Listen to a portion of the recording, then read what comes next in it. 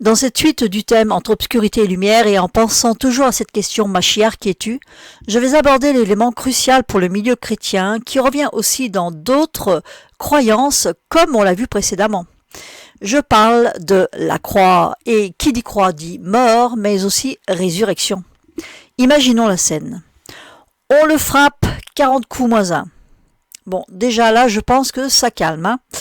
Il va ensuite marcher. Explosé par les coups, donc, pour se faire mettre en croix.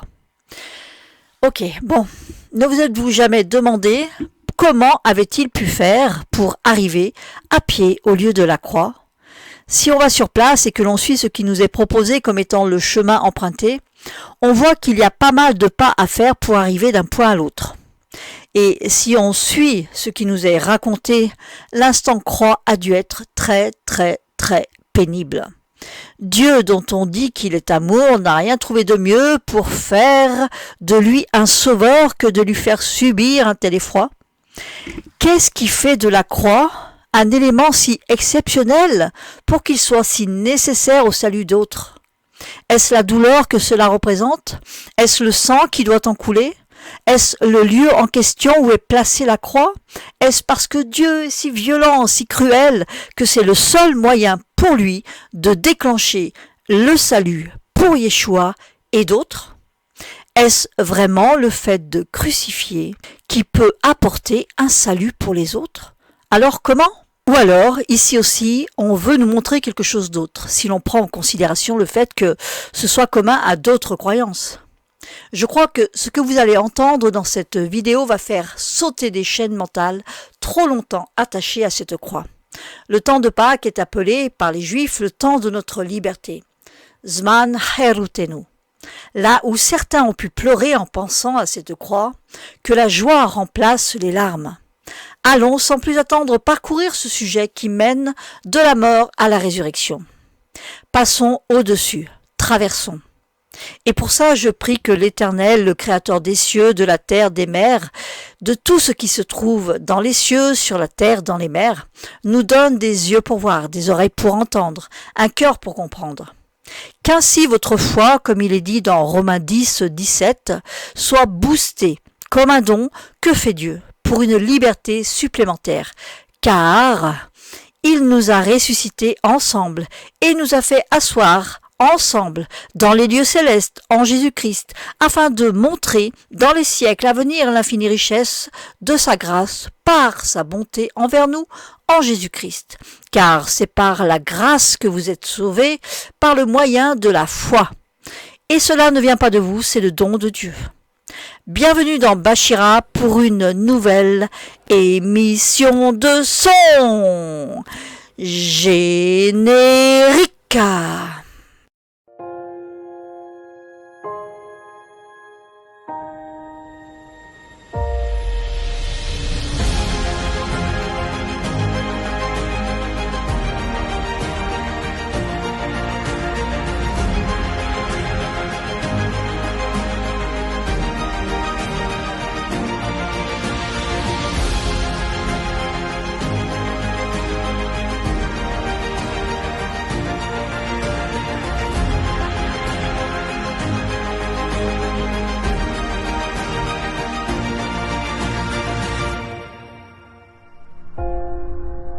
Ce sujet de la croix a été, depuis 2000 et quelques années, abordé avec passion avec tout ce que cela peut entraîner comme émotion high level.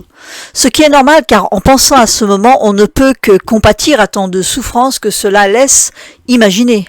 Je dis imaginer car personne de nos jours qui lit la Bible ne passe par là. Et pourtant, Jésus annonce dans Matthieu 16, 24 qu'on doit se charger de notre croix et le suivre.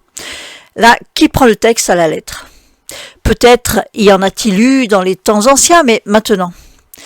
Et pourtant, on croit à cette croix comme étant un point de salut pour nous. Alors, si on voulait être cohérent avec le sens littéral du texte, avec le sens premier du texte, il faudrait prendre notre croix. Et si on prend notre croix, l'étape qui suit, c'est la crucifixion. Pour traiter ce sujet, je vais partir du livre d'Ésaïe, chapitre 53, et compléter avec Marc, chapitre 15, 24 à 39. que cette parole de Romains 10, 17, la foi vient de ce qu'on entend, et ce qu'on entend vient de la parole de Dieu. Que cette parole donc soit agissante maintenant.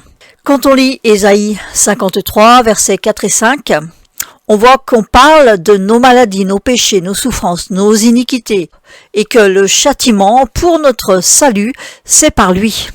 On voit aussi que sa blessure nous donne la guérison. Au verset 8, on nous parle qu'il a été retranché des vivants et que les coups qui le frappaient avaient pour cause les péchés des peuples. Verset 9 parle de sa mort. Verset 10, il s'offrait lui-même comme sacrifice. Également, il a une postérité destinée à vivre de longs jours. Verset 11, à cause de la peine de son âme, il jouira du bonheur.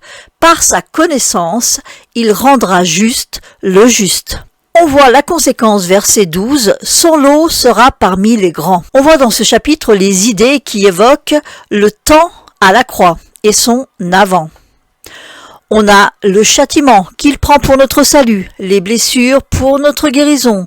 Cela aboutit à la mort, mais aussi à cette postérité qui va en émerger. On a la justification apportée.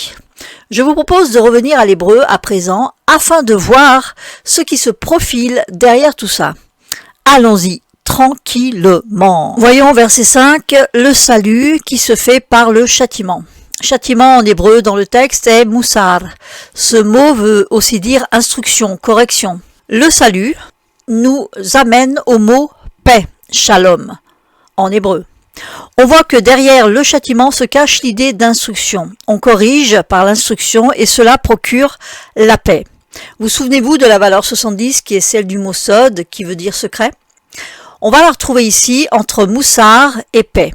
Moussar en grande valeur est égal à 306, Shalom 376. Nous avons bien 70 qui se faufile entre la paix et le châtiment. Vous voyez ce qui est derrière le temps de la croix? Toujours au verset 5, nous avons donc l'idée d'une blessure qui est là pour notre guérison. Le mot blessure en hébreu va nous amener à la racine chavar. Cette racine veut dire également joindre, être associé. Le fait qu'il s'associe à nos manques, c'est-à-dire qu'il s'identifie à nos manques, permet notre guérison. Au verset 11, nous avons que par sa connaissance, il rendra juste le juste. Par sa connaissance, derrière cette expression, nous avons da'at, qui nous parle de quelque chose que l'on connaît dans l'intimité. Comme un mari peut connaître sa femme dans l'intimité. C'est quelque chose qui n'est pas au regard de tout le monde. Il faut passer le voile. On voit que dans ce chapitre d'Ésaïe, quand on parle de châtiment, on parle d'instruction. Quand on parle de blessure, il s'agit d'association qui entraîne la guérison. Quelqu'un s'associe au manquement, va chercher lui l'instruction pour la partager. Un malade est quelqu'un qui a perdu la santé, qui est l'état normal de base de tout être humain normalement, qui a subi, on va dire, une altération. Cela montre que quelque chose n'est pas correct, quelque chose ne fonctionne pas correctement. On voit aussi que ce qui nous fait justice est la connaissance, acquise dans l'intimité, à l'écart de tous les regards, comme quelque chose qui est caché. Si on fait un tour chez Marc au chapitre 15, on voit bien que la croix est le moyen de jugement donné. Comment Jésus, Yeshua, est-il joint à la croix? Par des clous. La Bible nous donne une information sur les clous. Et on voit que les paroles des sages sont comme des clous. Avec cette information, on voit que ce temps à la croix est en relation avec des paroles de sages. C'est un lieu où l'on reçoit leur instruction. Et où est plantée la croix? À Golgotha. Et que veut dire Golgotha? Lieu du crâne.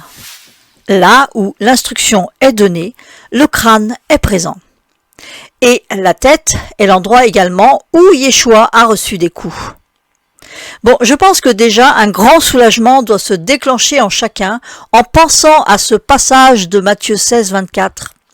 En fait, notre croix est là où on va s'engager à apprendre, à s'instruire. C'est l'exemple qui est donné par Yeshua finalement. On le suit en décidant d'apprendre de ceux qui ont déjà la connaissance. Même la médecine tibétaine dit que l'une des racines de tous les maux est l'ignorance. On voit bien qu'on retrouve également ce principe de la croix dans différentes cultures, comme avec Quetzalcoatl chez les Aztèques et Horus en Égypte. La croix est un principe éternel caché dans de multiples cultures et religions.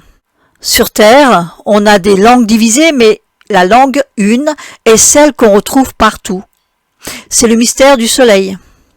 Machiar parle du mystère du soleil et ce mystère est en chacun de nous, comme on a pu le voir avec les différents cultes cités précédemment. Celui qui acquiert ainsi la connaissance devient à son tour celui qui va la diffuser, pour ainsi participer à ce qui est dit dans Habakkuk, chapitre 2, verset 14, que toute la terre soit remplie de la connaissance de la gloire de l'Éternel. On voit également que le manque de connaissance fait que le peuple périt. Osée 4:6. Celui qui acquiert la connaissance devient lumière dans l'obscurité de quelqu'un. Chacun devient porteur de lumière, diffuseur de lumière, libérant la paix. Paix Shalom est un nom, Shem, qui a intégré l'instruction, représenté avec le Lamed, qui est donné par le clou, avec le Vav que nous avons dans ce mot Shalom. Nous avons zoomé sur Ésaïe 53 et sur la croix. Là, nous avons vu que le châtiment est en fait l'instruction, que le salut est la paix. Ceci en rapport à nos iniquités, nos péchés, etc. Nous avons vu que sa blessure, son association, apporte notre guérison et que la justification se fait par la connaissance, ce qui permet au juste d'être juste. Celui qui prend conscience qu'il a besoin de guérison veut recevoir la connaissance. 1 Corinthiens 15 parle de redresser ce qui est courbé. Cela me fait penser à cette expression qui dit que l'on peut tordre le sens des mots, des Écritures. Ça veut dire que si on lit un texte sans en retirer le vrai sens, la juste interprétation, on le tord. 2 Pierre 3,16 nous fait un lien avec des personnes mal affermies, ignorantes. Toutes les croyances qui ont repris ce principe de croix et résurrection savaient fondamentalement que l'instruction est la clé vers la liberté et le pouvoir. Et c'est pour cela que beaucoup cachent, mettent un voile sur l'écriture. Car ainsi, en restant sur l'historique, on passe à côté de cette recherche essentielle qui nous conduit à nous-mêmes en fait, en lisant l'écriture, qui nous conduit à notre portion divine en nous qui doit se manifester. Que ce corps corruptible devienne incorruptible, c'est-à-dire devienne celui que Dieu a prévu qu'il soit quand il l'a créé, qu'il retrouve son intégrité afin de faire paraître sa présence divine sur terre, afin de manifester le royaume de Dieu, le royaume des cieux. Sur cette terre où nous sommes, il doit être rendu visible, et cela passe par ce corps qui a été corrompu, qui a été altéré. Pour les Juifs, le temple, qui est censé être notre corps, est corrompu quand il a été souillé, aussi quand les gardiens ont manqué à leur devoir. Pour le rendre incorruptible, il faut faire en sorte qu'il retrouve le soin qui le rétablit en tant que temple. C'est notre mission, faire paraître le divin au travers ce corps physique, le temple. Alors, allez-vous l'accepter ? Nous voyons qu'à la croix, Yeshua porte une couronne d'épines. Que sont les épines ? Matthieu 13, 22 dit que ce sont les soucis du siècle empêchant la parole de produire du fruit dans la vie de quelqu'un. Elles étouffent la parole. En lui mettant une couronne, cela participe à ce qui est marqué dans Ésaïe 53, car un péché est un but non atteint, une cible ratée. Alors même s'il y a des moments moins nombreux pour passer du temps à l'étude, ce qui peut se comprendre, il faut faire attention à ne pas oublier ce que l'on a déjà acquis dans l'étude, mais penser à s'en occuper, à l'entretenir comme un jardin qui a besoin de soins pour donner le meilleur. Ainsi, faire que cette parole ne soit pas étouffée par les mauvaises herbes, par les mauvaises pensées, par les soucis de la vie. On peut voir aussi que avant ce temps de croix, il y a eu des coups de verge que Yeshua a reçus, avant même que ceux qu'il a pu recevoir à la tête. On voit ça dans Matthieu 27 au verset 26. Que nous dit Proverbe 26:3 de la verge? Elle dit que la verge est pour le dos de l'insensé. C'est quoi un insensé? C'est celui qui est hors de sens, celui qui n'est pas conforme au bon sens. Et ce sens doit être celui de Dieu, celui qui permet d'atteindre cette cible. Et cette cible est Christ en nous. Yeshua est souverain sacrificateur, nous dit la parole, et son rôle est de bénir le peuple, après être allé au-delà du voile. Voilà pourquoi à la croix le voile se déchire, celui qui sépare le lieu saint du saint des saints, là où se trouve l'arche, la parole cachée dans l'obscurité. C'est à la croix que tu perces le voile, que tu le déchires par l'étude de ce qui est caché. Et ce voile est ta chair qui te sépare de toi en tant que divin. Et cela se fait avec 3 clous, comme 3 premiers niveaux de lecture qui vont mener au 4e, au sod, au cachet, à ta dimension divine. Cela me fait penser aussi à la sagesse tibétaine qui dit qu'il y a 3 causes de mots, comme si le fait de ne pas accéder au secret laisse une imperfection finalement. On peut dire, avec ce que l'on vient de voir, que la passion du Christ, c'est en fait la passion pour un salut, pour une paix. Et ce salut, cette paix, se fait par l'instruction. La résurrection est la conséquence de ce qui a été travaillé, enterré avec l'instruction, comme la chair de Yeshua a été enterrée. Une liberté nouvelle se présente, comme quand le peuple sort d'Égypte, à chaque fois que l'instruction augmente. La croix, à Pâques, est ce qui est proposé pour vivre une résurrection qui vient après. Pour vivre cette entrée dans une vie où tu manifestes ta portion divine de plus en plus. Nous avons vu que Yeshua, avant de passer à ce temps de la croix, va entrer dans Jérusalem sur un âne, qui évoque Sukkot, à ce temps où normalement on parle de descente dans la mort, l'entrée dans l'obscurité, l'entrée dans ce qui doit être trouvé. C'est aussi dire que de l'autre côté, il y a la sortie, il y a ce temps de Pâques. Dans un temps donné, celui qui entre ici sortira de l'autre côté, comme il y a une bascule au point invernal à un temps donné. Galates 4.22 parle d'une femme esclave et d'une femme libre. Les deux enfantent, mais on sait qu'elles sont des allégories donc. Une enfante pour mourir comme le soleil à l'équinoxe d'automne et l'autre enfante pour la liberté à l'équinoxe de printemps, qui est également le temps de Pâques. Ismaël symbolisant celui qui va se transformer en Israël. L'Adam qui vient en premier, qui va devoir manifester le divin. Voilà pourquoi il y a 12 tribus avec Ismaël, comme il y a 12 tribus avec Israël. Et voilà pourquoi on fait naître Yeshua au temps de Sukkot, dans la chair, dans la dimension où on doit traverser l'obscurité pour en ressortir de l'autre côté, là où doit ressortir la part divine cachée qui perce l'adamique. Ce qu'il a fait à la croix. Voilà ce que nous dit Philippiens 3, verset 11.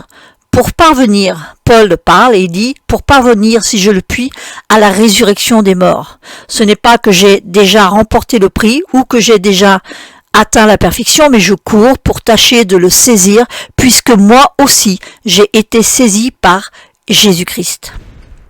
Nous voyons bien là qu'il y a un travail à faire pour aller à ce point de résurrection d'entre les morts, à ce point où le soleil ressort, va briller de plus en plus pour atteindre son zénith. Pessah nous parle de la crucifixion et de la résurrection. Donc on voit bien là que Paul court pour vivre cette résurrection. Cette résurrection se fait par ce voyage que l'on fait dans la découverte des écrits.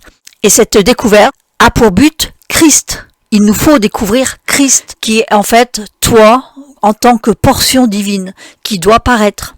C'est en fait ce que propose le christianisme, le mouvement de la croix, pourrait-on dire. Ressusciter avec lui en suivant le même parcours, celui des clous des sages, et ainsi laisser la compréhension adamique mourir pour donner la place à la part divine ici sur terre et non après que l'on ait quitté ce corps dans lequel nous sommes. C'est manifester le royaume des cieux ici, dans notre corps physique. Le côté adamique doit se laisser évangéliser par sa portion divine, qui va se révéler par les clous qui déchirent le voile. Va te chercher, va te faire initier, va à la croix, devrait être le message de la bonne nouvelle, afin que ton divin paraisse, que la connaissance de la gloire de Dieu remplisse la terre, que la gloire devienne une réalité palpable ici sur terre, que notre dimension royale s'exprime après avoir exercé notre dimension sacerdotale, de recherche de la divinité. Comme on part à la recherche des œufs, que Christ, la lumière qui est en vous, se déploie en vous et autour de vous, que cela se manifeste en vous, car Christ a son lot parmi les grands. Que le grand en vous se lève, appelez-le, il est en vous, que là où vous vous déplacez, ce soit lui qui se déplace. La sortie de Pâques est la sortie de la restriction imposée par la matière, qui représente l'Égypte. Mitzraïm porte la racine qui parle de restriction en hébreu. C'est une restriction de quoi ? De la lumière qui s'est appauvrie en descendant. La croix va permettre d'élargir à nouveau notre conscience de qui nous sommes. Alors la spiritualité peut sortir de la matière. Enterrée, elle sublime la matière, l'absorbe, l'engloutit, l'illumine. La spiritualité, la lumière en nous restreinte dans notre corps physique déchire le voile et la lumière que nous sommes se déploie au fil de notre étude, prend de la force comme un soleil à la sortie de l'hiver. Chaque portion divine se libérant sort d'exil, de restriction, d'Égypte. Prendre la croix de l'instruction pour traverser. L'urgence est celui qui est en toi. L'urgence est Christ en toi. Qui est le but de la Torah? On dit que si Yeshua n'est pas ressuscité, notre foi est vaine. Oui, s'il n'est pas ressuscité en toi, ta foi est vaine. Si tu n'as pas à l'esprit que c'est en toi que ça se passe, alors ta foi est vaine. Tu auras beau aller chercher des œufs ou des lapins, rien ne changera dans ta vie. Tu auras beau porter une croix à Jérusalem sur Via Dolorosa, fondamentalement, ça ne changera rien. Ces œufs, ces lapins, ce chemin, tout ça, c'est en toi qu'il faut le chercher. C'est en nous que l'on doit regarder si le tombeau est vide, si Christ est éveillé en nous pour agir avec nous. Yeshua dit dans Jean 15, 5, « Je suis le cep, vous êtes les sarments. Celui qui demeure en moi et en qui je demeure porte beaucoup de fruits. Car sans moi, vous ne pouvez rien faire. » J'espère avoir de tout cœur parlé à ce Christ en vous, à celui qui doit paraître de vous. Nous avons un trésor en nous que l'on a voulu nous cacher en détournant nos regards vers un Yeshua historique, et il doit paraître de nous. Colossiens 3,4 dit « Quand Christ votre vie paraîtra, alors vous paraîtrez aussi avec lui dans la gloire. » On a parlé de lumière avec le soleil qui reprend sa course, qui se lève de l'obscurité. Et Jean 1 dit que la lumière, c'est la vie, c'est la parole de Dieu, c'est Dieu. C'est cela qui doit se manifester de chacun d'entre nous. Notre vie est une succession de solstices et d'équinoxes qui ont pour but ce moment où Christ paraîtra dans sa gloire, après résurrection. Et quand un Christ passe à la croix, il meurt, il fait mourir la chair, la lecture charnelle, alors le voile se déchire à ce moment. Il entre dans une autre dimension. Et alors, on le voit, des sépulcres s'ouvrent et des corps ressuscitent aussi. Ils reçoivent ce que tu as reçu à la croix, à l'école. Le Christ en eux se réveille aussi.